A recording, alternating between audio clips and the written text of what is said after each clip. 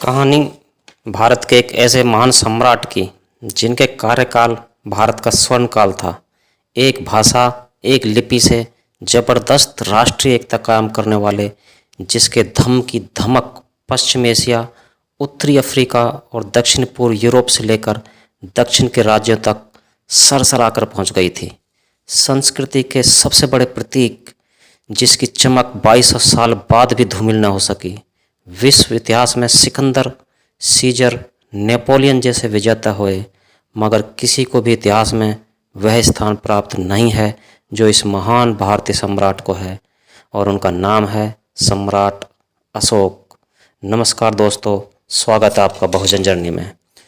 दोस्तों, एक ऐसा सम्राट जिन्होंने तलवार का त्याग विजित होने पर नहीं बल्कि विजेता होने पर किया।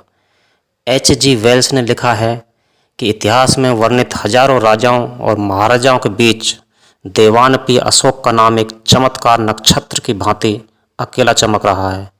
वोल्गा से लेकर जापान तक आज भी उनका आदर के साथ नाम लिया जाता है। चीन, तिब्बत तथा भारत भी उनके बड़प्पन का बखान करते हैं। अशोक के ज़माने में वन व्यवस्था नहीं थी, तब गण व्यवस्था थी, मगर आज के धूर्त इतिहासकारों ने अशोक को भी क्षत्रिय तो कभी शूद्र बताए जाने की खोज में लगे रहे और निरर्थक इतिहास के पन्ने खर्च करते रहते हैं। जो वर्ण व्यवस्था सम्राट अशोक के समय में नहीं थी, उसे खोजने की कोशिश जातिवादी मानसिकता का द्योतक है। तब गण व्यवस्था थी और अशोक मौर्य गण से आते थे, मगर इतिहासकार पुराणों को आधार बनाकर उन्हें शूद्र बनाने पर तुले हुए हैं। मौर्य राजवंश की उत्पत्ति में इतिहासकार विष्णु पुराण और विष्णु पुराण की टीका का भरपूर इस्तेमाल करते हैं तथा उनके साक्ष्य से साबित करते हैं कि अशोक का राजवंश शूद्र था। वे यह मानकर चलते हैं कि विष्णु पुराण काफ़ी प्राचीन है, इसलिए इसका सबूत भी प्राचीन है। मगर विष्णु पुराण की टीका की बात छोड़िए, खुद विष्णु पुराण में कैंकिल राजाओं 4.54.55 का वर्णन है और इन कैंकिल राजाओं ने आंध्र देश पर 500 ईस्वी से 900 ईस्वी तक राज्य किए थे। जाहिर है कि विष्णु पुराण अशोक के सैकड़ों साल बाद लिखी गई किताब है। फिर तो विष्णु पुराण की टीका की बात ही मत चलाइएगा। सम्राट अशोक की लोकप्रियता का अंदाज़ा इस बात से लगाया जा सकता है कि उनकी जीवन की दास्तान संस्कृत, पाली, तिब्बती, चीनी, बर्मी, सिंहल, थाई, लाओ और खोतानी जैसे अनेक भाषा ग्रंथ अपने अपने ढंग से सुनाते हैं। कोई उनकी माँ का नाम सुब्रतांगी, कोई धम्मा बताता है। उसी प्रकार अशोक की पत्नी का नाम अलग अलग ग्रंथों में अलग अलग मिलता है। कहीं देवी तो कहीं पद्मावती तो कहीं तिस्य रक्षिता मिलता है। मगर अशोक की रानी के अभिलेख में उनकी पत्नी का नाम कालुवाकी मिलता है, जो तीवल की माँ थी।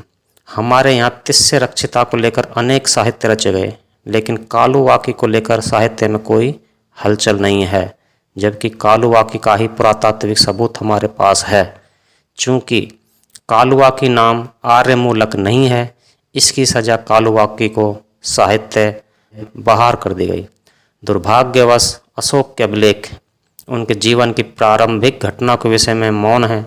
अतः अशोक के जीवन की प्रारंभिक घटना को जानने के लिए हमें साहित्यिक स्रोतों पर निर्भर रहना पड़ता है, मगर ये साहित्यिक स्रोत अशोक के बारे में एक दूसरे से भिन्न जानकारी उपलब्ध कराते हैं, जिससे सही तथ्य का पता लगाना बहुत ही कठिन हो जाता है। अशोकेतर अभिलेखों से अशोक के परिवार के कुछ एक सदस्यों का पता चलता है। श्रीलंका के एक मामूली स्तूप के एक मामूली पत्थर पर, जो अम्पारा जिले के राजागाला में स्थित है, इसका प्रमाण मिला है कि उनके पुत्र महेंद्र थेर श्रीलंका गए थे। धम्मलिपि और सिंहली भाषा में लिखा है कि यह स्तूप इदिका थेर और महेंद्र थेर का है, जो इस भूमि के उज्ज्वल भविष्य के लिए यहाँ आए थे। लेकिन थेर महिंदा श्रीलंका जाने के पहले पटना में कहाँ रहते थे, इसकी जांच लॉरेंस वाडेल ने 19वीं सदी के आखिरी दशक में की है। उन्होंने अपनी पुस्तक discovery of the exact site of Ashoka's classical capital of Pataliputra 1892 में बताया है कि पटना में जो भिकना पहाड़ी नामक मोहल्ला है वहीं एक कृत्रिम पहाड़ी पर महेंद्र थेर जी रहते थे। भिकना पहाड़ी मोहल्ला का नाम भिकना कुंवर के नाम पर पड़ा है और भिकना कुंवर वास्तव में भिक्कू कुमार महिंद ही थे।